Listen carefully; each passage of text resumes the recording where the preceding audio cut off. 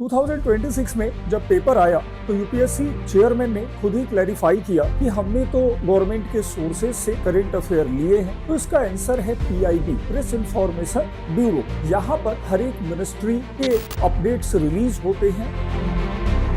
तो एक बहुत बड़ा अचीवमेंट हमने किया और इसका परीक्षण ओडिशा के कोस्ट पर लोकेटेड एपीजे कलाम द्वीप पर किया गया। तो अभी फिशरीज से रिलेटेड अग्रीमेंट हुआ, खासकर सब्सिडी से रिलेटेड। तो भारत ने इसको 20 जुलाई 2026 को एक्सेप्ट कर लिया है और ऐसा करने वाला भारत 123rd मेंबर बन गया है। अमूल का एक न्यूज आया, इसमें भारत का सबसे बड़ा कर्ड मैन्युफैक्चरिंग प्लांट अब तैयार होने जा रहा है वेस्ट बंगाल में। तो ये एक बहुत बड़ा न्यूज है। अब हमारे यहाँ पर जो टाइम डिसाइड किया जाएगा वो इसी टेक्नोलॉजी पर होगा। तो हमारे जो यूनियन मिनिस्टर प्रहलाद जोशी हैं, इन्होंने अभी इस टेक्नोलॉजी को, वाइट लेवल टेक्नोलॉजी को इंडियन स्टैंडर्ड टाइम के साथ जोड़ दिया है। हेलो एवरीवन, यूपीएससी एग्जाम में करंट अफेयर का रोल बहुत ज्यादा होता है। 2026 में जब पेपर आया तो यूपीएससी चेयरमैन ने खुद ही क्लैरिफाई किया कि हमने तो गवर्नमेंट के सोर्सेज से करंट अफेयर लिए हैं। अब गवर्नमेंट का ऐसा कौन सा सोर्स है जहां पे इतने करंट अफेयर अवेलेबल हैं जो क्वेश्चन बनाने के कंटेंट देते हैं? तो इसका आंसर है पीआईबी, प्रेस इंफॉर्मेशन ब्यूरो। यहाँ पर हर एक मिनिस्ट्री के अपडेट्स रिलीज होते हैं और अगर हमने इसको सही तरीके से कवर किया तो डेफिनेटली क्वेश्चन बनाने में ये हेल्पफुल होगा। इस सेशन में हम लोग डिस्कस करेंगे 18 जुलाई से 24 जुलाई तक के मेजर करंट अफेयर को, जिसे पीआईबी ने पब्लिश किया है, और इससे हमारी प्रिपरेशन और साउंड हो जाएगी। और हाँ, ये सारा कंटेंट टेलीग्राम ग्रुप पर अवेलेबल होगा जहां से आप डाउनलोड कर सकते हो। तो चलते हैं हम लोग पीआईबी वीकली करंट अफेयर पर और देखते हैं one by one detail current affairs को। सबसे पहला करंट अफेयर आया है वो इंडिया के डिफेंस से रिलेटेड है।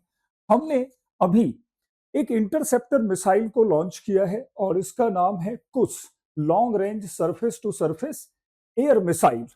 ये एक ऐसा इंटरसेप्टर मिसाइल है जो हमारी तरफ आने वाले दुश्मनों के सारे ड्रोन्स या सारे रॉकेट्स को इंटरसेप्ट करेगा और हवा में ही मार देगा। तो एक बहुत बड़ा सक्सेस हमने अचीव किया और खास बात ये रही कि इसका पूरा development defence research and development organisation DRDO ने किया है और इसकी पहली मैडन फ्लाइट अभी रिसेंटली हुई है। ये लॉन्ग रेंज तक है जिसका रेंज 400 किलोमीटर तक हो सकता है।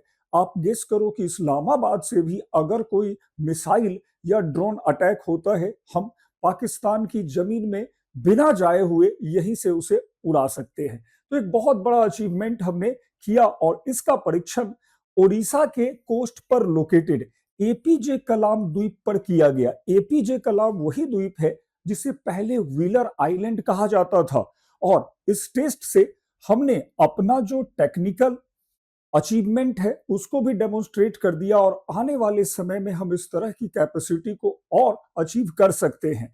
तो ये मिसाइल एक बहुत क्रूशियल मिसाइल होने वाला है और इससे हम उच्च गति और अधिक ऊंचाई वाले खतरे को भी बड़े आराम से निपट सकते हैं।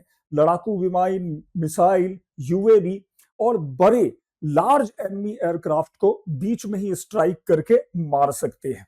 आते हैं दूसरे करंट अफेयर की तरफ। ये है भाव्या रसायन स्कीम, भाव्या रसायन योजना। तो इस योजना के तहत हम रासायनिक पार्कों का, केमिकल पार्क का डेवलपमेंट करने वाले हैं। पार्क मतलब वो नहीं जो अपने आसपास आप देखते हो, पेड़ पौधे लगे हों, ऐसा वाला नहीं।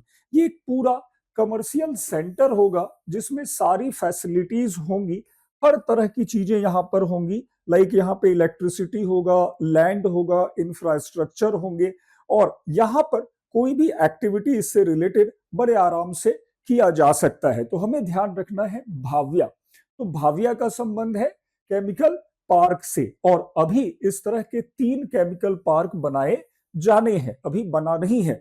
हमारी कैबिनेट ने इसको अप्रूव कर दिया है और ये जो है वो 2026-27 के बजट में ही घोषित कर दिया गया था।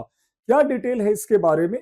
तो लगभग 3000 करोड़ रुपए का इसमें फंड रखा जा रहा है और इस तरह के जो पार्क बनेंगे उसके लिए चैलेंज रूट से 3 रासायनिक पार्क विकसित किए जाएंगे। मतलब एक स्पेशल वे होगा जिससे कि बिड को इनवाइट किया जाएगा। 8 स्क्वायर किलोमीटर का एक एरिया यहाँ पे डेडिकेटेड होगा। लगभग 2000 एकड़ की लैंड होगी और उस लैंड में किसी भी तरह का कोई डिस्टरबेंस नहीं होगा।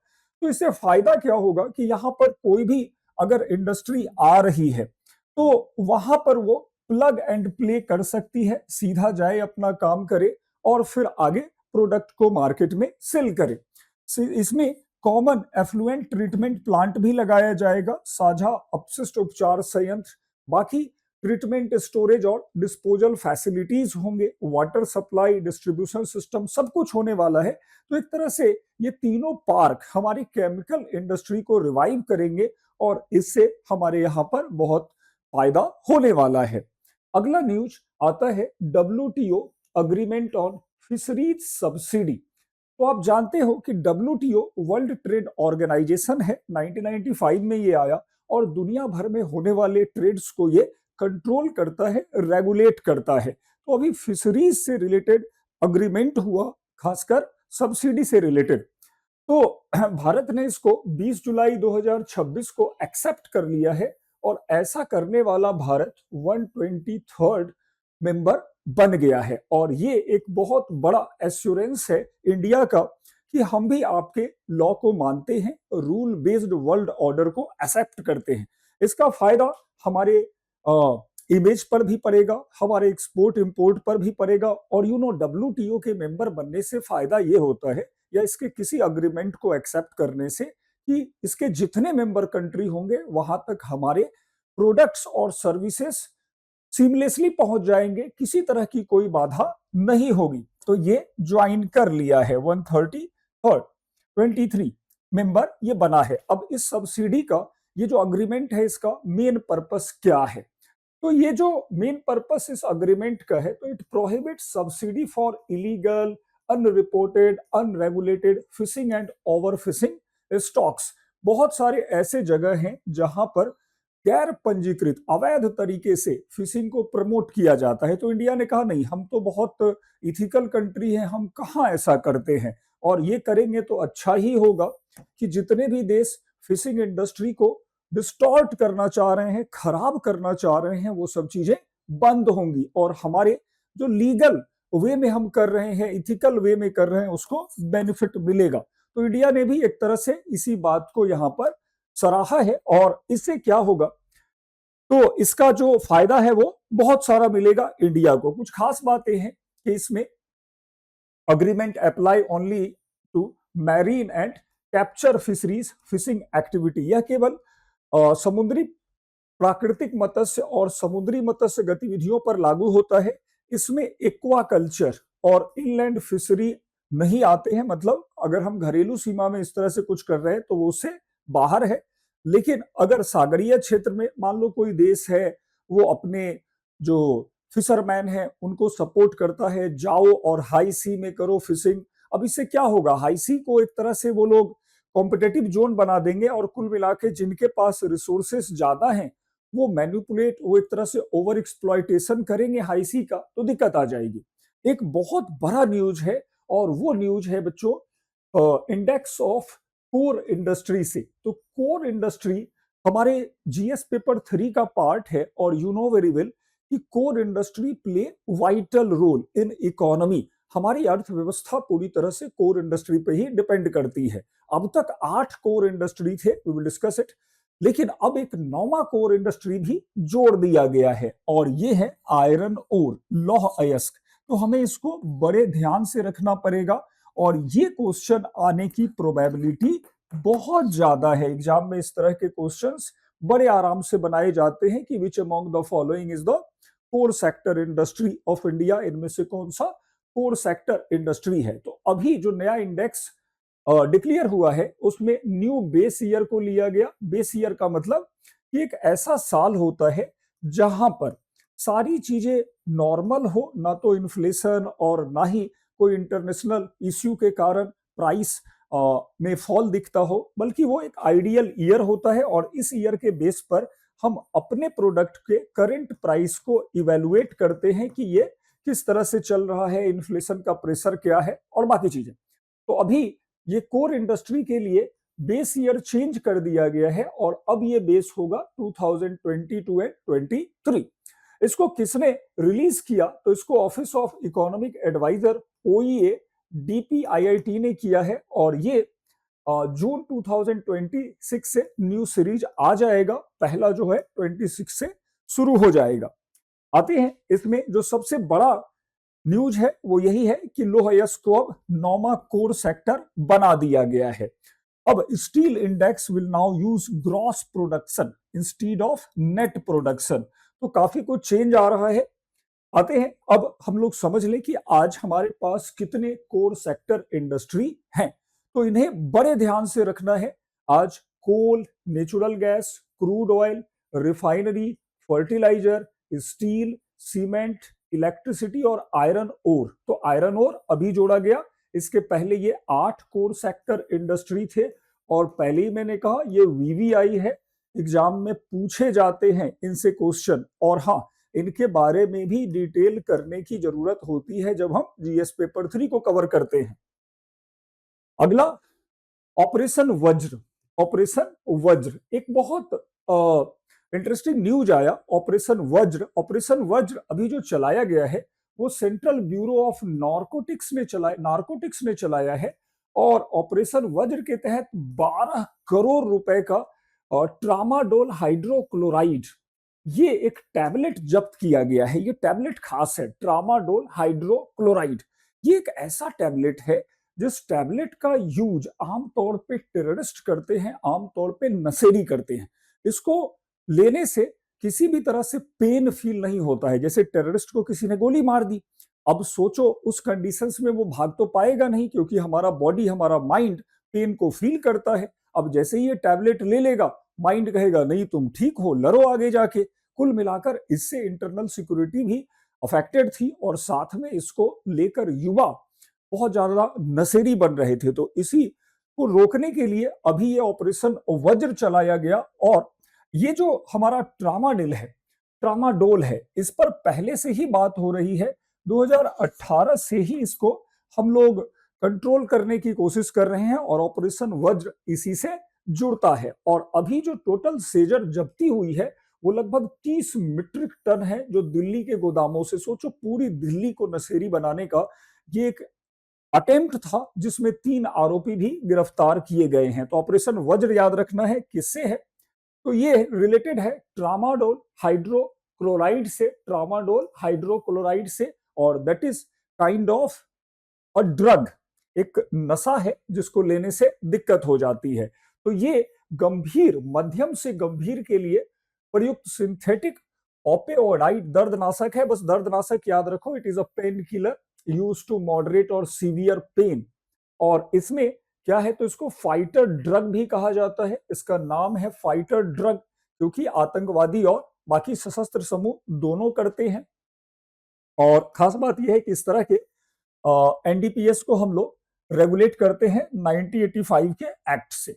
अब चलते हैं हम लोग, एक और इश्यू आया है और इस पर बहुत ज्यादा पब्लिकेशन है, वो है अर्बन हीट आइलैंड। अब ये क्या है, तो अर्बन हीट आइलैंड एक ऐसा क्राइसिस है, एक ऐसा संकट है जो बढ़ते नगरीकरण, अर्बनाइजेशन का रिजल्ट है। आप जानते हो अर्बन एरिया कैसा होता है, तो अर्बन एरिया एक ऐसा एरिया है जहां चारों तरफ बिल्डिंग्स होती हैं, कंक्रीट की बिल्डिंग होती हैं, रोड बनाए जाते हैं, कोलतार के रोड बनाए जाते हैं। तो इनसे क्या होता है कि जो भी हमारा इंसोलेशन, इनकमिंग सोलर रेडिएशन है वो ट्रैप हो जाता है इन्हीं में और यहाँ पर टेम्परेचर बहुत ज्यादा हो जाता है। आपने कई बार महसूस किया होगा जब आप गांव से शहर में आते हो तो टेम्परेचर बढ़ता हुआ दिखता है। That is not because of population but because of the construction. तो इस तरह से शहरों में तापमान ज्यादा है, टेम्परेचर ज्यादा है और इसका इंपैक्ट फिर अलग अलग होता है। जैसे हमारी बॉडी हाई टेम्परेचर पर ज्यादा फंक्शन नहीं कर पाती है, हमारे बहुत सारे ऑर्गन्स धीरे धीरे फेल होते हैं, कमजोर होने लगते हैं। अगेन हाई टेम्परेचर पर बॉडी से फ्लूइड तरल पदार्थ ज्यादा निकलता है, शहरों में हार्ट अटैक के प्रॉब्लम्स ज्यादा होते हैं। इसी तरह से शहरों में अगर देखो तो यहाँ पर इलेक्ट्रिक का कंजम्पशन खासकर समर सीजन में ज्यादा है। तो ये एक प्रॉब्लम है, एक इश्यू है। हमारा शहर बहुत ज्यादा सस्टेनेबल सिटी नहीं है, ग्रीन एरिया बहुत कम है। तो इस बात को लेकर एक जो हमारी मिनिस्ट्री है, आवास एवं शहरी कार्य मंत्रालय ने ऊष्मा द्वीप को कम करने के उपाय की जानकारी पूरी दी है। और इसमें खास ये है कि इसने कहा है कि हम भाई दिशा निर्देश जारी कर चुके हैं, 23 राज्यों के 195 जिलों में एक्शन तैयार कर लिया गया है। इसका नाम है हीट एक्शन प्लान, और धीरे धीरे हम इसको कम करेंगे, जिससे आने वाले समय में हमारे सिटीज भी जो है वो अफोर्डेबल हो जाएं और चीजों को एडजस्ट एडॉप्ट कर पाए। जो पूरा का पूरा अर्बन एरिया है ये 74th अमेंडमेंट एक्ट से गवर्न होता है। और you know very well 74th amendment act के साथ 12वीं 12th शेड्यूल जोड़ा गया था, और जिसमें 18 सब्जेक्ट ट्रांसफर किए गए थे अर्बन लोकल बॉडीज को। अब आते हैं अगले न्यूज की तरफ, स्माइल स्कीम।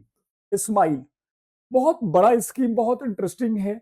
देखो सोशल वेलफेयर का स्कीम है स्माइल। आपको पिक्चर से ही लग रहा होगा कि बहुत सारे आज ऐसे लोग हैं जिनके बारे में मेन स्ट्रीम में डिस्कस नहीं होता है। ये लोग बेगर्स हैं, भिखारी हैं। भिखारियों के बारे में हमारी मिनिस्ट्री ने अब सोचा, you know we are welfare state, तो इनके लिए हमारे मिनिस्ट्री ने अब स्माइल स्कीम को लॉन्च किया। केवल बच्चे ही नहीं बल्कि इसमें ट्रांसजेंडर लोग भी आएंगे और उनको सपोर्ट किया जाएगा। तो इस स्माइल स्कीम क्या है? Support for marginalised individual for livelihood and enterprise. और ये ministry of social justice and empowerment implement कर रहा है। ये पूरी योजना पूरे देश में चल रही है और इसका उद्देश्य भिक्षावृत्ति मुक्त भारत बनाना है, बैगिंग फ्री इंडिया को बनाना है, कहीं पर भी इस तरह की चीजें नहीं हो। आप सोचो, एक भारत एक तरफ विकसित हो रहा है और दूसरी तरफ लोग यहाँ के भीख मांगेंगे। ये बात एक गवर्नमेंट या एक सोसाइटी कैसे एक्सेप्ट कर सकती है? और भीख मांगना देखो अगर एक ट्रेडिशन है तो अलग बात है, लेकिन कोई मजबूरी में अगर भीख मांगे तो क्या एक सभ्य समाज इसे एक्सेप्ट करेगा? आप ये नहीं देखना चाहोगे कि आने वाला जनरेशन भिखारियों का जनरेशन हो। तो एक बहुत कहो तो अच्छा स्कीम है, एक स्टेप है जिसमें दोनों चीजों को टारगेट किया जा रहा है। 216 शहरों में ये लागू किया जा रहा है और आने वाले समय में हम बेगिंग को पूरे इंडिया से ही खत्म कर सकते हैं। यूपीएससी के पॉइंट ऑफ व्यू से कहां इसे देखना है, तो ये हमारा जीएस पेपर 1 मेंस का पार्ट है, सोशल इश्यू में आएगा। और दूसरा प्रीलिम्स में पूछ सकता है स्माइल स्कीम किससे रिलेटेड है। तो स्माइल स्कीम वंचित कमजोर वर्गों के कल्याण और अस्थायी आजीविका को उपलब्ध कराना है। और इसका 2 कंपोनेंट है। पहला भिक्षावृत्ति, जो बैगिंग में एंगेज पर्सन है उनको रिहैबिलिटेट करना, एंड सेकेंड वन इज कि भाई ट्रांसजेंडर पर्सन जो है उनको रिहैबिलिट करना। तो दोनों ट्रांसजेंडर भी हैं और साथ में जो बेगिंग में काम कर रहे हैं, इन दोनों को रिहैबिलिटेट करना ताकि एक अच्छा स्वस्थ और इंक्लूसिव इंडिया बनाया जा सके। प्रोग्रेसिव स्टेप है और इस तरह के स्टेप निश्चित तौर पर लेने ही पड़ेंगे।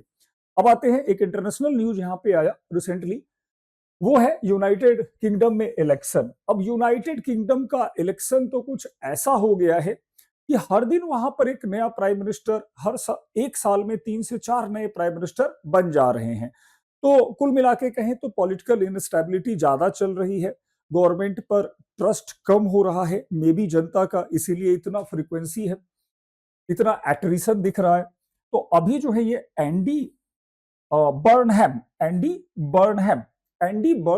ब्रिटेन के नए प्राइम मिनिस्टर बने हैं और हमारे प्राइम मिनिस्टर ने इनको कॉन्ग्रेचुलेट किया कि भाई बधाई हो, अब तो आप भी प्राइम मिनिस्टर बन गए हो। तो बात करते हैं हम लोग, तो ब्रिटेन का ये बनना कहीं ना कहीं वहां पे पॉलिटिकल चेंज को बता रहा है, लेकिन साथ में हमारा रिलेशन ब्रिटेन के साथ अब धीरे धीरे और ज्यादा रोबस्ट स्ट्रेंथन हो रहा है। यहाँ पे ये नहीं समझना है कि अंग्रेजों भारत छोड़ो, भाई वो अंग्रेज चले गए, अब अंग्रेज इंग्लैंड खुद ही स्ट्रगल कर रहा है, अब वो इंडिया जैसे देशों के साथ मिलकर अपना डेवलपमेंट देख रहा है। तो अब वो ईस्ट इंडिया कंपनी और अंग्रेज नहीं रहे। अब ये भी चाहते हैं कि इंडिया से उनका रिलेशन अच्छा हो, ट्रेड हो, कॉमर्स हो, ताकि इन फ्यूचर डेवलपमेंट हो। हमने ब्रिटेन के साथ एक अग्रीमेंट किया था 2026 में, India UK comprehensive economic trade agreement.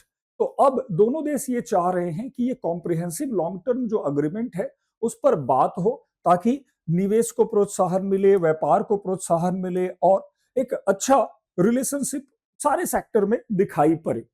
अब दोनों देश सहयोग बढ़ाने के लिए एक विजन भी लेकर आए 2035 तक, और कॉपरेशन को और रोबस्ट कराना है। तो इस विजन में जो हमारे एंडी बर्नहम हैं, इनका रोल बहुत डिटर्मिनेंटल होगा, निर्णायक होगा। जितना ज्यादा ये पार्टिसिपेट करेंगे, जितना ज्यादा समझेंगे चीजों को, दोनों देश बेहतर बनेंगे। ब्रिटेन की राजधानी लंदन है, थेम्स रिवर के कोस्ट पर ये लोकेटेड है। अगेन नेक्स्ट न्यूज पर बढ़ते हैं, वो है नेचुरल फार्मिंग। बच्चों ये टॉपिक नया है और ये टॉपिक मेंस में भी बनेगा, प्रीलिम्स में भी। मेंस में कहां बनना है, तो सीधा सीधा जीएस पेपर 3 को आप यहां पे देखिए, नेचुरल फार्मिंग। तो अब तक हम ऑर्गेनिक फार्मिंग देख रहे थे, सस्टेनेबल फार्मिंग देख रहे थे, ये एक नया फार्मिंग है नेचुरल फार्मिंग। नेचुरल फार्मिंग प्राकृतिक कृषि क्या होती है, तो ये ऑर्गेनिक कृषि से अलग होती है। ऑर्गेनिक कृषि में हम ऑर्गेनिक मैन्योर का यूज करते हैं, जैसे केचुआ है उसके कुछ मैन्योर यूज कर दिए, इसमें बाहर से कुछ भी नहीं लेते हैं। ये इस तरह से एग्रीकल्चर की प्रैक्टिसेस है जो क्लाइमेट के अकॉर्डिंग होती है, सॉइल के अकॉर्डिंग होती है। नेचर को जीरो अफेक्ट किया जाता है और प्रोडक्शन उसी क्लाइमेट में लेते हैं हम लोग।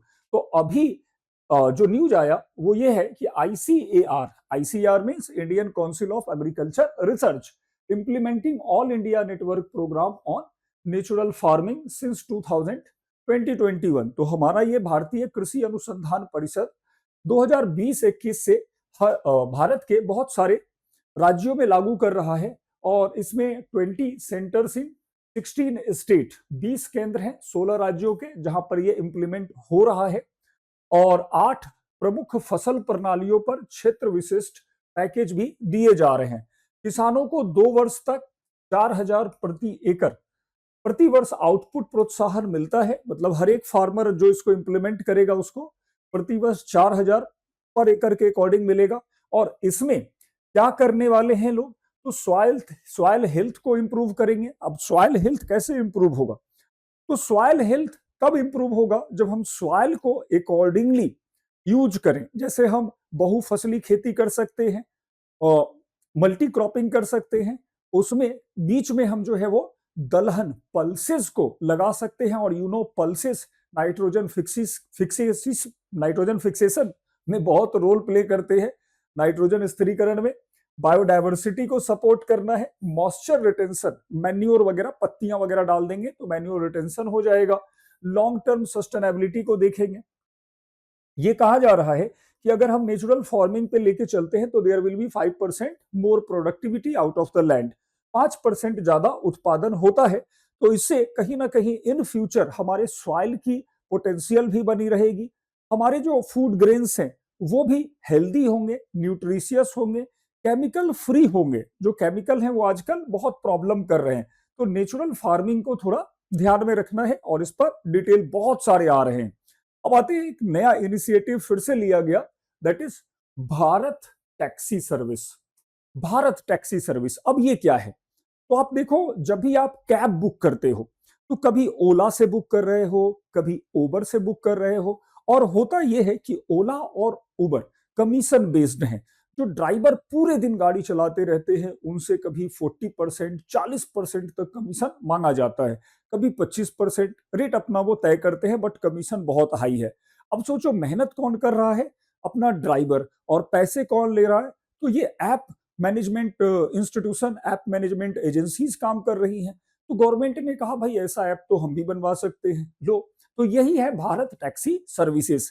ये इस तरह के ओला और उबर के कंट्रोल से ड्राइवर्स को फ्री कर रहा है। ज्यादा से ज्यादा रेवेन्यू अब ड्राइवर्स के पास ही जाएंगे। तो ये एक तरह का cooperative based ride hailing platform है। कोऑपरेटिव राइड हेलिंग है, मतलब कि एक ऐप है भारत टैक्सी, आप उसको यूज करो, और जब आप उसको डाउनलोड करते हो और कहीं जाना है लोकेशन देते हो तो वहां पर जो ड्राइवर आएगा और पैसा लेगा उसमें उसको कमीशन नहीं देना पड़ेगा।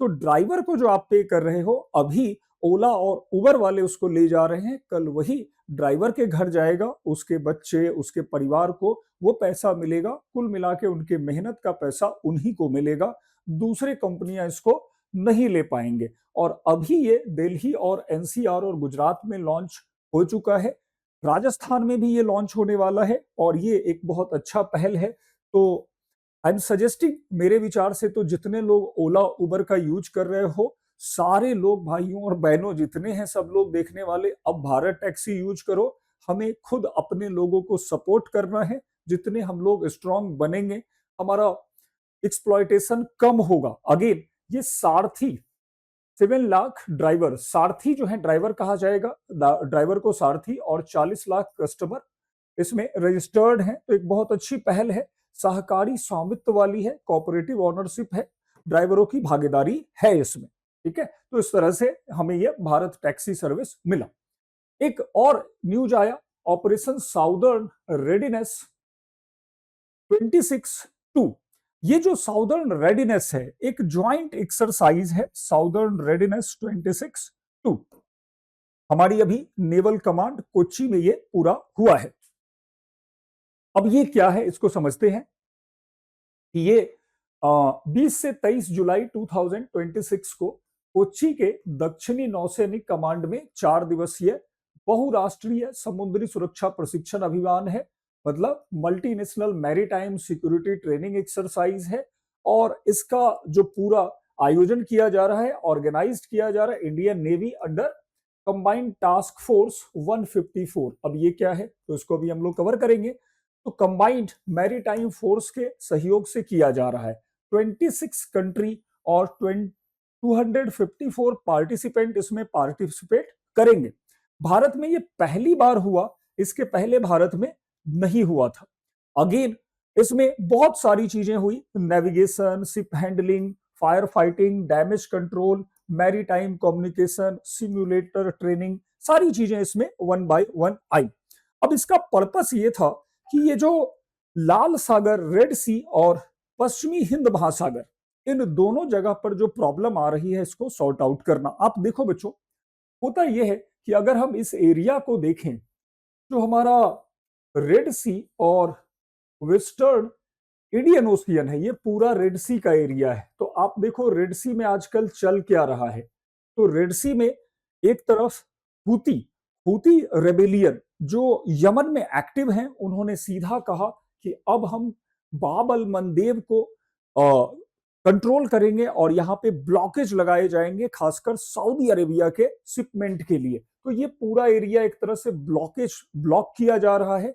आगे इससे स्वेज कैनाल जुड़ता है, तो कहीं ना कहीं इतने मिलिट्री नेवी की पार्टिसिपेशन से हम इसको कंट्रोल कर पाएंगे। अगेन जो हमारा वेस्टर्न इंडियन ओशियन है, ये पूरा यहां पर बहुत थ्रेट है। सोमालियन पायरेट्स बहुत ज्यादा एक्टिव हैं और ये पायरेट्स किसी भी देश की शिपमेंट हो उसके पीछे पड़ जा रहे हैं। तो अगर मल्टीनेशनल कॉपरेशन होगा तो हम अपने शिपमेंट को सिक्योर कर पाएंगे, प्रोटेक्ट कर पाएंगे। तो एक ऐसा एक्सरसाइज है जो हमारी इंटर ऑपरेबिलिटी को बढ़ा रहा है और खासकर जो अभी सेंसिटिव रीजन है वहां पर हम एक बहुत अच्छा काउंटर कर पाएंगे, जो पायरेसी है, टेररिज्म है, स्मगलिंग है और इलीगल एक्टिविटी से। यहां पर ये कॉम्बाइंड मैरीटाइम फोर्स खास है। कॉम्बाइंड मैरीटाइम फोर्स का जो हेडक्वार्टर है वो बहरीन में है। बहरीन कहाँ है? तो बहरीन एक गल्फ कंट्री है, ध्यान रखना है। यहाँ पे अभी पूछा भी गया था यूपीएससी में कि ये बहरीन वगैरह कहाँ है। तो यहाँ पर आपका स्ट्रेट ऑफ हरमुज बनता है। आप इसको एटलस पे भी देखो तो स्ट्रेट ऑफ हॉर्मुज ये अरबियन पेनिनसुला है और यहाँ पे अपना इंडिया है और ये इंडियन ओशियन है। तो इंडियन ओशियन से जब स्ट्रेट ऑफ हॉर्मुज को हम लोग पार करते हैं तो यहाँ पर आइलैंड कंट्री मिलता है जिसका नाम है बहरीन। तो इस पूरे रीजन में, गल्फ में, बहरीन ही वो कंट्री है जो आइलैंड कंट्री है और इसका कैपिटल मनामा है यहाँ पे। तो इसी बहरीन में सीएमएफ का हेडक्वार्टर है, कॉम्बाइंड मैरीटाइम फोर्स का। और ये 34 देशों की एक साझेदारी है। 34 देश इसमें साझेदार हैं, तो बहुत बड़ा मिलिट्री नेवल अलायंस है। और CTF 154 क्या है, तो ट्रेनिंग टास्क फोर्स है, वो इसी CMF का एक ट्रेनिंग टास्क फोर्स है। अब अभी वर्तमान में जो भारत है उसके पास ही इसकी कमान है, और कुल मिलाकर ये साथ होने से हम लोग रेड सी और वेस्टर्न पार्ट को बहुत अच्छे से हैंडल कर पाएंगे। तो एक बहुत बड़ा ऑपरेशन हो रहा है, और ये operation internal security, external security, maritime security, operation in defence को बढ़ा रहा है। हमारा जो महासागर विजन है उसके लिए भी ये खास बन जाता है। इससे हमारे बायलेटरल रिलेशन, मल्टीलेटरल रिलेशन भी रोबस्ट हो रहे हैं, क्योंकि हम यहाँ के देशों को सपोर्ट कर रहे हैं। हमारा इमेज भी इससे ज्यादा अच्छा हो रहा है।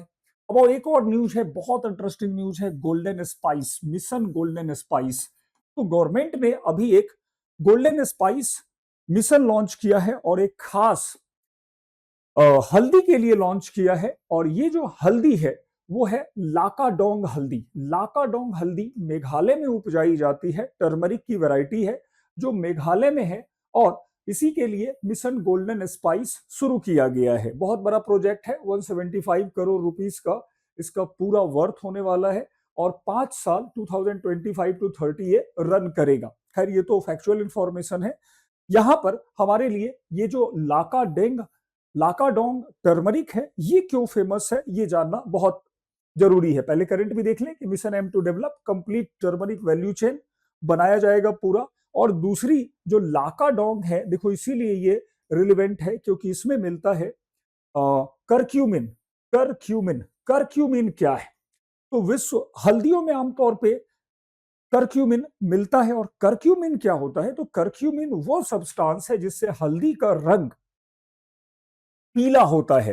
तो ये जो लाकाडोंग टर्मरिक है इसमें करक्यूम है, और करक्यूमिन के कारण ये एक एंटीऑक्सीडेंट प्रॉपर्टी को रखता है, एंटी इंफ्लामेटरी है और इम्यूनिटी बूस्टर है 9 to 12%। तो करक्यूमिन के ज्यादा होने से ये बहुत हेल्दी, बहुत वाइटल हो जाता है। ठीक है, जयंतिया हिल में, पश्चिम और पूर्वी जयंतिया हिल में इसको उगाते हैं, प्रोड्यूस करते हैं। 2023 में इसे जीआई टैग मिला था, और करक्यूमिन ज्यादा होने से ही ये पीला होता है। और भी जान लेते हैं करक्यूमिन के बारे में कि हल्दी में पाया जाने वाला जैव सक्रिय यौगिक जिसे पॉलीफेनॉल कहते हैं, तो वो है ये।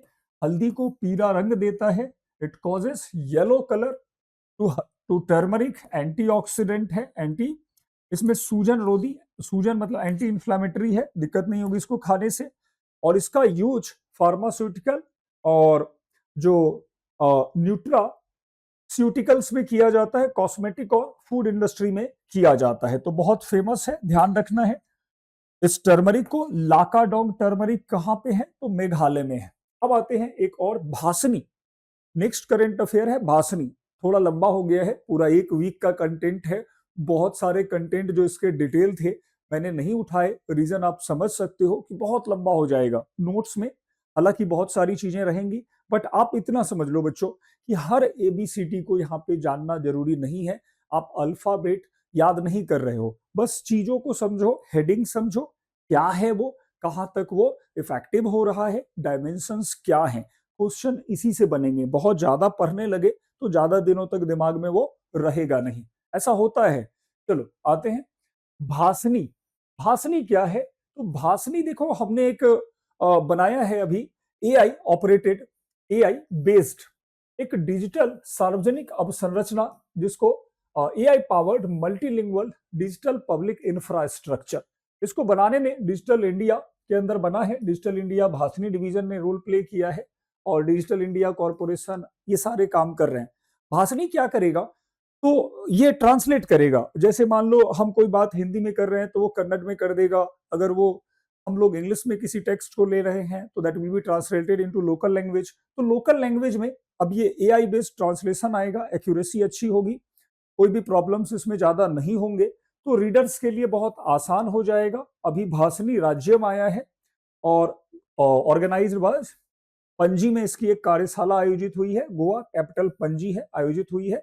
और ये कोंकणी भाषा के लिए अब बढ़ावा देगा, सारे कंटेंट वगैरह कोंकणी में उनको मिलेंगे। तो गोवा वही राज्य है जो भारत का एक छोटा राज्य माना जाता है और पहले ये पोर्तुगीज के अंदर में था, वास्को डी गामा यहीं आया था, गोवा।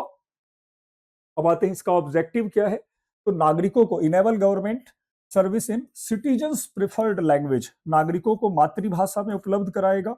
डिजिटल जो भी डिजिटल आ रहे हैं बैरियर्स, उनको ये हटा देगा और वॉइस फर्स्ट सेवाओं को बढ़ावा देगा। स्पीच टू टेक्स्ट होंगे, एआई बेस्ड ट्रांसलेशन होंगे। कुल मिला के भाषणी आने से जो हम डिजिटल डिवाइड के प्रॉब्लम्स को देख रहे थे वो खत्म हो जाएगा और ग्रामीण क्षेत्रों में भी, खासकर जो हमारे किसान होंगे या हमारे जो ग्रामीण लोग हैं, उनको ये सब बातें पता चल जाएंगी। अब आते हैं फिर से एक नया न्यूज और बहुत इंटरेस्टिंग है, कुछ और इसमें इंफॉर्मेशन है। 16th BRICS health summit. देखो, ब्रिक्स एक मल्टीलेटरल ऑर्गेनाइजेशन है, 11 देश। अब खास ये है कि टोटल 11 देश इसमें पार्टिसिपेट करते हैं। शुरू में ऐसा नहीं था। शुरू में यू नो कि जब ब्रिक्स आता है 2008 में, जब ग्लोबल क्राइसिस हो गई थी, सब प्राइम क्राइसिस कहते हैं, उसके बाद जेम्स ओ'नील ने कहा कि भाई जो ब्राजील है, इंडिया है, रसिया है, चाइना है, यही अब दुनिया को नया रास्ता दिखाएंगे। तो हमने बाद में चलकर ब्रिक्स को बनाया। शुरू में केवल 4 ही देश थे, ब्राजील, रसिया, इंडिया और चाइना। बाद में साउथ अफ्रीका को भी ऐड कर लिए। धीरे धीरे बहुत सारे लोग इसमें ऐड हो गए। हमारा पर्पस ट्रेड कम्युनिकेशन को बढ़ाना है और जो कॉमन प्रॉब्लम्स हैं जैसे टेररिज्म है या फिर इलीगल ट्रेड प्रैक्टिसेस है या फिर इन्फिल्ट्रेशन, इन सबको यहाँ पे दूर करना है। तो एक कॉमन एजेंडा, कॉमन प्लेटफॉर्म है। आमतौर पे रसिया, चाइना और इंडिया का पार्टिसिपेशन यहाँ पे है। तो वेस्टर्न कंट्री समझती है कि ये कहीं ना कहीं अमेरिका के अगेंस्ट बनने वाला एक फोरम है, बट ऐसा नहीं है। हम अगेंस्ट अमेरिका क्यों होंगे, हम लोग तो अच्छे लोग हैं। चलो, तो आते हैं इंडिया। ब्रिक्स का इसका चेयरमैनशिप हुआ और ये चंडीगढ़ में कंडक्ट हुआ है। ब्रिक्स हेल्थ मिशन 2026 में 22 से 24 जुलाई। डेट वगैरह नहीं पूछे जाते हैं, ये सब नहीं रखना है। विषय लचीलापन। स्टेट पीसीएस का एग्जाम अगर कोई अभी होगा तभी आएगा, नहीं तो नहीं आएगा। बस हमें यहाँ पर इससे जान लेना है कि ब्रिक्स में अभी कौन कौन से कंट्री है। यू नो वेरी वेल, अभी रिसेंटली पूछा गया एग्जाम में। तो ब्रिक्स में अभी टोटल 11 मेंबर हैं। Brazil, Russia, India, China, South Africa, ये तो पहले से थे। बाद में चलकर इजिप्ट, इथियोपिया, ईरान और सऊदी अरेबिया जुड़ गए। यूनाइटेड अरब एमिराट्स और इंडोनेशिया ने भी इसको ज्वाइन कर लिया। तो ये बहुत वीवीआई फैक्ट है। आप किसी भी एग्जाम की प्रिपरेशन कर रहे हो, must keep in mind at present there are 11 members in BRICS: Brazil, Russia, India, China, South Africa, Egypt, Ethiopia, Iran और Saudi Arabia, United Arab Emirates और इंडोनेशिया। तो यहां पर मिक्स मेंबरशिप है। कुछ लोग जो हैं, जैसे मान लो यहां पर ईरान भी दिख रहा है, सऊदी अरेबिया भी दिख रहा है, दोनों जानी दुश्मन है एक दूसरे के, तो हमेशा एक दूसरे को काउंटर करते रहते हैं। अगेन इंडिया चाइना के भी बहुत सारे इश्यूज हैं। तो कुछ जो है ऐसे भी कंट्री हैं जिनके पर्सनल इश्यू हैं, बट बायलेटरल इश्यू को यहाँ पे ज्यादा फोकस नहीं करते हैं। आते हैं, नेक्स्ट है इफेक्ट्स। ये 50% वर्ल्ड पॉपुलेशन को रिप्रेजेंट करता है और 40% ग्लोबल जीडीपी यहीं पर है। और इंडिया अभी चौथा जो चेयरमैनशिप है वो होल्ड कर रहा है। 2026 से इंडिया इसका चेयरमैन है। तो ये एक अच्छा न्यूज बनता है ब्रिक्स को लेकर। सारी चीजें यहाँ पे अच्छे से ध्यान में रखनी है। अब ये एक बहुत बड़ा न्यूज है, ये तो बनना ही है क्वेश्चन। ये है क्यू डेंगा। क्यू डेंगा। अब क्यू डेंगा क्यों खास में आया? डेंगू से बना है डेंगा और इसको बच्चों मार्क करना है वीवीआई। देखो, आप अगर इसी सेशन से नोट्स बनाओ, किसी भी कॉम्पिटेटिव एग्जाम में बैठ जाओ, 5 क्वेश्चन सीधे आएंगे करंट अफेयर के, लिख लो। ऐसा होता है क्योंकि ये सब ऐसे टॉपिक है जिनको बाद में न्यूज़पेपर पब्लिश करते हैं, बाद में मैगजीन पब्लिश करती हैं। तो क्यों डेंगा आने वाला क्वेश्चन है, इससे रिलेटेड हमें चीजों को प्रिपेयर करके चलना है। अब ये क्या है? तो ये इंडियाज फर्स्ट डेंगू वैक्सीन। कितनी बड़ी बात है कि कल तक हम लोग दूसरे देशों को देखते थे कि भैया दवाई दे दो, हमारे यहाँ पे हैजा हो गया है, हमारे यहाँ पे प्लेग आ गया है। अब हम कह रहे हैं लो हमने बना दिया दवाई। तो दैट इज आवर अचीवमेंट। एक तरह से गौरवान्वित करने वाली बात है कि हम लोग अब मांगने वाले नहीं, देने वाले देशों में आ गए हैं। लो, हाथ उठा के दे रहे हैं। तो अब हमने क्यू डेंगा बना लिया है और क्यू डेंगा वैक्सीन के बारे में थोड़ा जान लेते हैं कि ये क्या है। तो अभी CDSCO has approved India vaccine. तो अभी इसको अप्रूवल मिल गया है। CDSCO एक इंटरनेशनल ऑर्गेनाइजेशन में भी इसने अभी इसको मंजूरी दे दी है और इसका नाम टकेडा GmbH, जर्मनी की कोई कंपनी है, उसके साथ मिलकर हमने किया है। और डेंगू वैक्सीन होने वाला है। पहला है रिकॉम्बिनेंट जीवित कमजोर डेंगू वैक्सीन, कुछ ऐसा इसका टाइप है। ये सब टाइप वगैरह नहीं याद रखना है, बस क्यों डेंगा याद रखना क्या है। तो ये डेंगू का पहला वैक्सीन है जो हमने इंडिया ने डेवलप किया। डेंगू क्या है? तो डेंगू वेक्टर बॉर्न डिजीज है। वेक्टर बॉर्न मतलब कि किसी दूसरे पे सवार होकर ये जाता है। ये है मच्छर। तो मच्छर खुद बीमारी नहीं फैलाता है, बल्कि मच्छर में वायरस होता है, वो वायरस इंजेक्ट होता है और फिर बीमारी होता है। तो इसका जो वायरस है वो है डेंगू वायरस फ्लावीविरस फ्लावीविरस। और इसका जो वाहक है जिसमें ये वायरस जो है ट्रेवल करता है वो है एडीज इजिप्टी मॉस्किटो। ये ध्यान रखना है, एडीज इजिप्टी मॉस्किटो या एडीज अल्बोपिक्टस, ये नाम ध्यान रखना है, ये दोनों आ सकते हैं। और खासकर bite of the infected female, महिला bite of infected Aedes mosquito की जो फीमेल होगी वही काटेगा तब होगा, मेल काटेगा तो कुछ नहीं होगा। तो मेल के काटने से आजकल कुछ होता नहीं है, फीमेल के काटने से बहुत कुछ हो जा रहा है। चलो, स्वामित्व स्कीम, अब एक नया स्कीम फिर से आ गया। स्वामित्व स्कीम बहुत अच्छा न्यूज है। आप देखो कि हमारे यहाँ पर लैंड रिलेटेड डिस्प्यूट डिबेट हमेशा ही होते रहते हैं, भाइयों भाइयों के बीच में, चाचा भतीजा के बीच में लड़ाई चलता रहता है। अब गवर्नमेंट ने कहा कि इस लैंड रिलेटेड डिस्प्यूट को हम सॉल्व करेंगे और कुछ ऐसा सॉल्यूशन देंगे जो लॉन्ग टर्म में भी जरूरी हो। तो स्वामित्व स्कीम का पूरा नाम है सर्वे ऑफ विलेज आबादी and mapping with improvise technology in village area. तो गांव में जो जमीन वगैरह है वहां पे ड्रोन से नाप लेंगे और प्रॉपर इसकी मैपिंग करके वेबसाइट पे दे देंगे। अब अभी उत्तर प्रदेश ने इसको लॉन्च किया है, प्रोग्रेस इसका उत्तर प्रदेश ने इसको बताया है कि हम क्या क्या करने वाले हैं। तो इसमें वही ग्रामीण आबादी survey of village and mapping with improvise technology for village area होगा। सेंट्रल सेक्टर स्कीम है, 2020 में लॉन्च हुआ है, 24 अप्रैल को। पंचायती राज डे के दिन ही इसको लॉन्च किया गया है, बहुत खास है। 24 अप्रैल 1993 वो तारीख था, 24 अप्रैल 1993। बच्चों कई बार पूछा भी गया है ये, 24 अप्रैल 1993। तो इसी दिन पंचायत फुल्ली इंप्लीमेंट हुआ था और उस समय प्रेसिडेंट शंकर दयाल शर्मा थे। तो शंकर दयाल शर्मा के बाद तो पंचायत में हो रहा है मैपिंग का काम, बस ध्यान रखना है स्वामित्व स्कीम क्या है। नेक्स्ट पे आते हैं, ग्रेट स्कीम।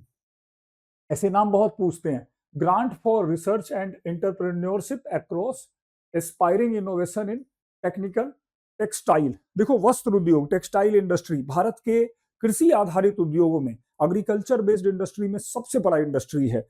बहुत सारे लोग, कहा जाता है लगभग 2 करोड़ से ज्यादा लोग इसमें डायरेक्ट और इनडायरेक्टली इन्वॉल्व हैं। और अगर टेक्सटाइल सेक्टर को देखें तो आज हमारा टेक्सटाइल सेक्टर बहुत कंपटीशन फेस कर रहा है। बहुत सारे ऐसे देश लाइक थाईलैंड है, पीछे कुछ सालों तक बांग्लादेश ने हमें कंपटीशन देना शुरू कर दिया, बट अब आप बांग्लादेश क्या कर पाएगा वो तो गवर्नमेंट बताएगी। बट थाईलैंड से कंपटीशन है हमारा। और हमारे टेक्सटाइल इंडस्ट्री को मॉडर्नाइजेशन चाहिए। बहुत सारे पुराने मिल हैं, पुराने टेक्नोलॉजी से काम कर रहे हैं। तो यहाँ पर ग्रेट स्कीम आया है, फ्लैगशिप स्कीम है under national technical textile mission के तहत 2023 में लॉन्च किया गया है।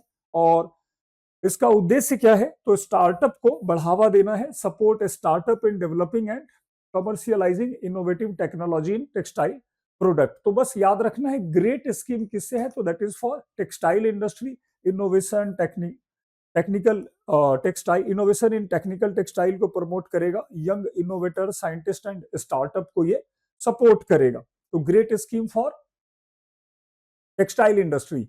अगेन आरोह, अब ये एक नया फिर आ गया आरोह। देखो, एक बड़ा इनिशिएटिव है आरोह, बहुत अलग ही न्यूज है और आमतौर पे ऐसे न्यूज का कोई ध्यान नहीं देते हैं।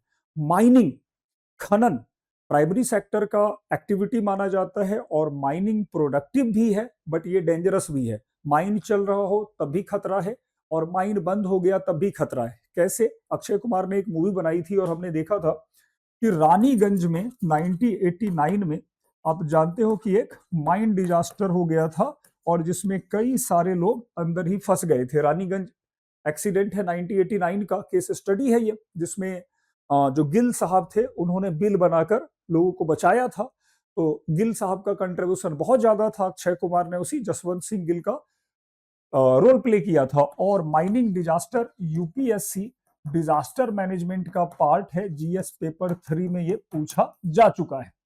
तो अभी समझो माइन क्या है कि अगर कोई माइन ऑपरेशनल है तो वहां पर तो बहुत सारे प्रॉब्लम्स जैसे एयर पॉल्यूशन है, वाटर पॉल्यूशन है, हो ही रहा है। बट कोई माइन अगर बंद हो गया, वहां पर मिनरल्स पूरी तरह से हमने एक्सप्लॉइट कर लिए, उसके बाद भी वहां खतरा है। क्या खतरा है? तो मान लो पानी भर गया तो बच्चे अगर खेलने गए तो डूब जाएंगे। अगेन ये जो पानी भरेगा इसमें बहुत सारे टॉक्सिक मिनरल्स होंगे, विषैले पदार्थ होंगे। अगर ये पानी आसपास के क्षेत्रों में फैला तो कॉन्टामिनेशन ऑफ वाटर हो जाएगा। अगेन यहाँ पर और भी प्रॉब्लम्स हैं कि माइन अगर कोलैप्स करता है तो आसपास से लैंडस्लाइड भी हो सकता है। तो इस तरह के बहुत सारे इश्यू होते हैं माइन के साथ। अब हमारी गवर्नमेंट ने इस बात को एड्रेस करने के लिए जर्मनी के साथ मिलकर आरोह स्कीम को लॉन्च किया है। तो यहाँ पे वैज्ञानिक खानबंदी और पुनः उपयोग का ये पूरा दस्तावेज है आरोह, annual report and mine closing. कैसे हम माइन को क्लोज करेंगे ताकि उससे फिर दोबारा कोई प्रॉब्लम ना आ जाए। तो कोल कंट्रोलर ऑर्गेनाइजेशन ने इसको तैयार किया है और अभी साइंटिफिकली 42 कोल माइन को क्लोज किया गया है। तो एक बहुत अच्छा स्टेप है, ऐसा पहले दिखाई नहीं पड़ता था। और ये इंडिया का फर्स्ट कॉम्प्रिहेंसिव रिपोर्ट है बच्चों। ये फर्स्ट कॉम्प्रिहेंसिव रिपोर्ट है जिसमें पहली बार ये बताया गया कि हम माइन को बंद भी कर रहे हैं, केवल खोल नहीं रहे हैं। तो गड्ढे खोदना और भरना दोनों ही जरूरी है। अगेन इसमें जर्मनी ने बहुत सहयोग किया है। कोयला मंत्रालय और GIZ इन दोनों के बीच में एक अग्रीमेंट हुआ और इसमें फिर माइन क्लोजर, माइन रिपर्पसिंग और क्षमता निर्माण को बढ़ावा देने की बात की गई है। तो प्रोजेक्ट को फिनांस्ड भी है। जर्मनी की BMZ और यूरोपियन यूनियन इसको फिनांस कर रहा है 2010 तक। तो बड़ा स्टेप है। आगे नाउ एक्सरसाइज पीच ब्लैक। अब ये क्या है?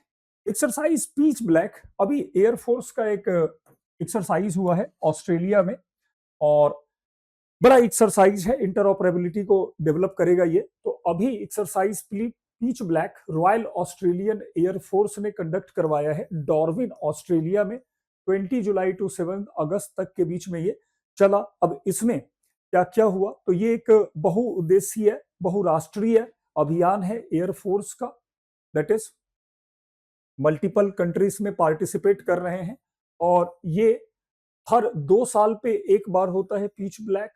ओवर 45 ईयर से ये कंडक्ट करा रहे हैं। नाइट फ्लाइंग ऑपरेशन वगैरह इसमें होता है और बाइएनियल है, वंस इन 2 ईयर होगा, 2 साल में एक बार होगा। अब देखो इसका फायदा क्या मिलना है।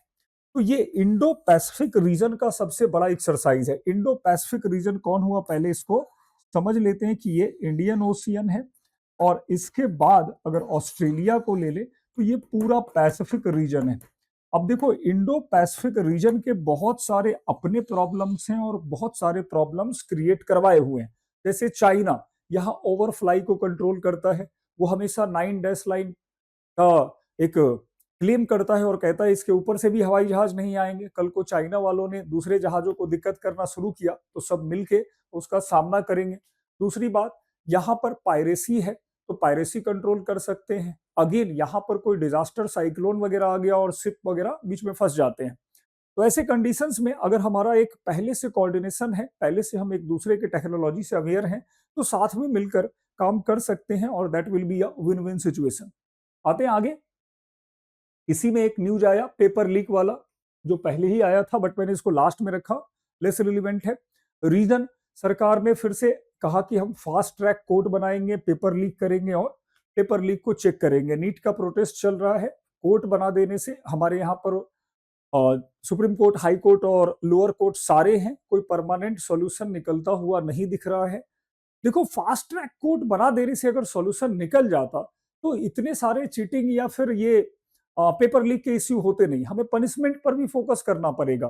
क्यों नहीं हम साउथ कोरिया के प्रोविजंस को इंप्लीमेंट करते हैं। साउथ कोरिया की प्राइम मिनिस्टर पार्क ग्यून हाई, जब ये पता चला कि वो करप्ट हैं तो उनको लाइफ टाइम इंप्रिजनमेंट दिया गया, जीवन भर की सजा दी गई। हमारे यहाँ पता चल चुका है कि भाई बहुत सारे लीडर करप्ट हैं, स्टेट लीडर हैं वो करप्ट हैं, सजा चल रही है, अपील कर रहे हैं, बाहर घूम रहे हैं। तो जहां पे कन्विक्शन रेट इतना स्लो है, जहां पर कन्विक्शन का कोई डर ही नहीं है, वहां फास्ट ट्रैक बनाओ, स्लो ट्रैक बनाओ, सुपर फास्ट ट्रैक बना दो, कोई रोल प्ले नहीं करेगा वो। वी नीड टू अंडरस्टैंड, हमें इस तरह के प्रैक्टिसेस के लिए स्ट्रिंजेंट पनिशमेंट, 10 साल से काम नहीं चलेगा, कम से कम लाइफ टाइम इंप्रिजनमेंट, तब जाके इस तरह के परपेट्रेटर को सजा मिलेगी, कानून का डर होगा। ठीक है, तो ये एक न्यूज है जो सोसो है। आते हैं आगे हम लोग। पीवी सिंधु ने एक अचीवमेंट अभी अचीव किया है, और पीवी सिंधु जापान ओपन 2026 को जीतने वाली पहली इंडियन बन गई है, इंडियन शटलर है, पहली हमारी बैडमिंटन खिलाड़ी बनी है। तो एक बड़ा अचीवमेंट है। अभी कुछ समय तक ये न्यूज में रहेगा, कुछ न्यूज इससे बन सकते हैं। जापान ओपन जापान में ही आयोजित होता है, नामी जापान ओपन है, और इसको जो कंडक्ट करवाता है वो निप्पॉन बैडमिंटन एसोसिएशन करवाता है। नेक्स्ट आते हैं, कोलकाता में एक म्यूजियम ऑफ वर्ल्ड बना है, ये बहुत खास है, म्यूजियम ऑफ वर्ल्ड। ये क्या होगा? World, not world, world, museum of world. यहां पर हमारे जितने भी ट्रेडिशनल आर्किटेक्ट रहे, ट्रेडिशनल आर्काइव रहे, जैसे वेदास हैं, पुरानास हैं, उन सबको यहाँ पर डिजिटली रखा जाएगा, और जो भी विजिटर होगा वो डिजिटली इनको पढ़ सकता है। तो एक म्यूजियम बनाया जा रहा है जिसमें भारत की भाषाई विरासत, ज्ञान परंपरा को आधुनिक तरीके से रखा और प्रेजेंट किया जाएगा। तो ये कोलकाता में बन रहा है, इस बात को ध्यान रखना है। फर्स्ट फेज इनॉग्रेट हो गया है, museum of world, museum of world. आते हैं, तो ये मिनिस्ट्री ऑफ कल्चर डेवलप कर रहा है, कोलकाता वेस्ट बंगाल में है। विजुअल, ऑडियो, टैक्टाइल और इमर्सिव टेक्नोलॉजी का यूज किया जा रहा है, और ओंकार, पाणिनि के व्याकरण इसमें होंगे। चलते हैं नेक्स्ट की तरफ। सीसीपीए, सीसीपीए जो हमारा एक केंद्रीय उपभोक्ता संरक्षण प्राधिकरण है, सेंट्रल कंज्यूमर प्रोटेक्शन अथॉरिटी, इसने एक बड़ा अच्छा एग्जाम्पलरी काम किया है। अभी इसने क्या करा है, इसने ऐसे रेस्टोरेंट को फाइन किया है, रेस्टोरेंट को जो सर्विस टैक्स ले रहे थे। जीएसटी तो पहले से दे ही रहे हैं, उसके बाद भी एक नया टैक्स जोड़ रहे थे, सर्विस टैक्स। तो ऐसे सारे जितने भी रेस्टोरेंट थे उन सबको यहां पर फाइन किया गया, और ये कहा गया कि ये सब प्रैक्टिसेस नहीं चलेंगी किसी भी रेस्टोरेंट में, बिना कंज्यूमर के इच्छा के आप इस तरह से नहीं जोड़ सकते हो। अगर कंज्यूमर देना चाह रहा है 2-4-5 रुपए टिप तो वो दे दो, लेकिन ये सब चीजें नहीं होंगी। तो बहुत ज्यादा फाइन, 50,000 रुपए का फाइन भी यहां पर लगा दिया गया है। नेक्स्ट आते हैं, सीसीपीए के बारे में थोड़ा जान लें कि सीसीपीए 2020 में इस्टेब्लिश होता है, और कंज्यूमर प्रोटेक्शन एक्ट 2019 के अंडर में ये वर्क करता है। तो एक ऐसा रेगुलेटरी इंस्टीट्यूशन है जो कंज्यूमर के इंटरेस्ट को रेगुलेट करता है। रेगुलेटरी बॉडी हमारे जीएस पेपर 2 का पार्ट है बच्चों, तो इसके रोल को आप केस स्टडी में यूज कर सकते हो। इसी तरह से एक नया न्यूज आया, खगड़िया पूर्णिया 4 लेन। तो ये 4 लेन बनाया गया है खगड़िया और पूर्णिया के बीच में। इस 4 लेन को 130 NH31 और NH231 के तहत लाया जाएगा, और ये 4 लेन इस तरफ होने वाले मखाना और बनाना दोनों को फायदा करेगा। मखाना और बनाना को फायदा होने वाला है। बहुत बड़ा प्रोजेक्ट है, लगभग 4,000 करोड़ का है। आते हैं आगे, तो इससे जो ट्रेवल टाइम है वो काफी रिड्यूस हो जाएगा, 4 घंटे की दूरी 2 घंटे में सॉल्व कर लेंगे। अगेन कैच द रेन एक नया इनिशिएटिव है रेन वाटर हार्वेस्टिंग और कंजर्वेशन के लिए, और इसको भी लॉन्च किया गया 4 जुलाई से 4 अगस्त 2026 तक ये लॉन्च हुआ है, कैच द रेन। ये खास है, इसमें 2-3 फैक्ट्स हमें ध्यान में रखने हैं। पहला, ये जो थीम है इसका, ये जो चलाया गया उसकी अवधि, जो पीरियड है 4 जुलाई से 4 अगस्त तक, और इसमें भूजल संचयन, संभरण वगैरह किया जाएगा। थीम है save drop of rain water, वर्षा की हर बूंद को रोकना। इसको जो लॉन्च किया गया है कैच द रेन को, वो 2021 में 22 मार्च को, 22 March is celebrated as World Water Day, विश्व जल दिवस मनाते हैं। मिनिस्ट्री ऑफ जल शक्ति ने इसको लॉन्च किया है। तो ये ध्यान रखना है, इसका थीम है जहां वर्षा हो वहीं पे आप रोको। तो ज्यादा वर्षा हो गई तो कितना रोक पाएंगे। अब आओ चलते हैं, यही होता है वन फिट फॉर ऑल। मान लो हमने कहा कि जहां वर्षा हो रही है वहीं रोक लो। अब इसकी क्रिटिसिज्म ये समझो कि मान लो बिहार है, ईस्ट यूपी है या बंगाल है, ऐसी जगहों पर वर्षा ज्यादा अगर हो रही है, इस साल तो मानसून खराब है, बट अगर हमने इसको ज्यादा कंजर्व कर लिया तो फ्लड के कंडीशन आ जाएंगे, या तो पहले से फ्लडेड है एरिया। ये सब ऐसे जगहों के लिए अप्रोप्रिएट थे जहां पर रेनफॉल कम होते हैं, लाइक वेस्टर्न राजस्थान, कर्नाटका, झारखंड। तो catch the rain can be suitable for the area facing scarcity of water, not for entire country. Again Piyush Goyal ने भी 4 देशों की यात्रा करी है, Spain, Belgium, Finland, Estonia. Spain, Belgium, Finland, Estonia. तो अभी सबके साथ फ्री ट्रेड यू के साथ हमने करा है। तो ये जो पूरा विजिट है, इसके साथ हम लोग यहाँ के बिजनेस कम्युनिटी को इन्फ्लुएंस करना चाह रहे हैं कि इंडिया के साथ ट्रेड करो, इन फ्यूचर हमारे रिलेशन अच्छे होंगे। स्पेन आइबेरियन पेनिनसुला पर है और मैड्रिड इसकी कैपिटल है। बेल्जियम बेनेलेक्स का कंट्री, फिनलैंड स्कैंडिनेविया कंट्री है, और एस्टोनिया एक बाल्टिक कंट्री है। मैप पे इनके लोकेशंस को जरूर देखना है।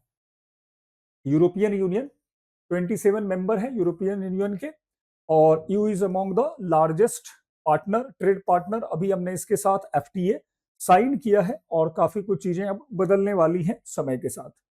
नेक्स्ट आते हैं नेशनल फिल्म अवार्ड। अब national film award is one of the is the most prestigious award given to the cinema.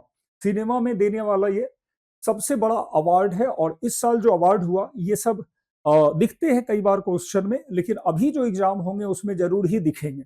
UPSC का आता है या नहीं यूपीएससी में, तो बच्चों यूपीएससी का कई बार ऐसा भी हुआ है कि अवार्ड्स को भी पूछे हैं। अगर आप 20 ईयर के पेपर देखो, कई बार नहीं भी पूछे हैं। कम रहता है इसका यूपीएससी का कंसर्न, फैक्चुअल ज्यादा नहीं पूछते हैं, बट वो पूछ सकते हैं, ऐसा कहीं नहीं है कि वो नहीं पूछेंगे। तो यहाँ पर 2024 का अवार्ड दिया गया 72nd आर्टिकल 370 को, सर्वश्रेष्ठ फीचर फिल्म। ये सिनेमा का नाम है, ये अनुच्छेद नहीं है, ये आर्टिकल 370। ये आर्टिकल 370 जो है इस मूवी को मिला है अवार्ड, और इसमें जो एक्ट्रेस यामी गौतम है, इनको बेस्ट एक्ट्रेस का अवार्ड मिला, जबकि बेस्ट एक्टर का अवार्ड हम देखते हैं कि कार्तिक आर्यन और ममूटी हैं, इनको मिला है, ज्वाइंटली मिला है।